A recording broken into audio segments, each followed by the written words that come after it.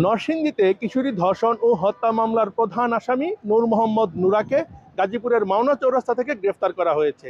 এছাড়াও এ মামলায় এজাহারভুক্ত কয়েক আসামিকে দেশের বিভিন্ন স্থান থেকে গ্রেফতার করেছে পুলিশ। এ বিষয়ে সাধারণ মানুষের মতামত জানব।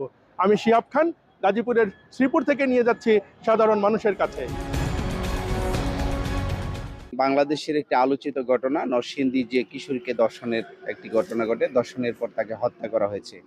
প্রথমবার যখন কিশোরীকে ধর্ষণ করা হয়, তার পরিবারকে ডেকে নিয়ে বলা হয়েছে তোমরা এলাকা ছেড়ে চলে যাও। এটি অনেক বেশি আতঙ্কের বিষয়।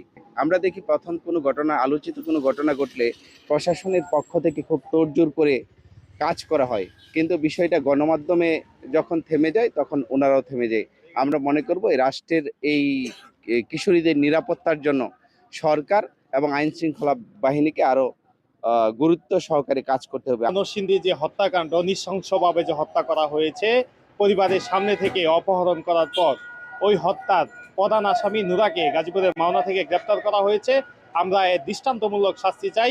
অপরাধীদের আইনের মাধ্যমে চিহ্নিত করে দ্রুত ব্যবস্থা নিয়ে এখানে আইন শৃঙ্খলা পরিস্থিতি স্বাভাবিক রাখা যায়, সেই কারণে আমরা দাবি জানাচ্ছি।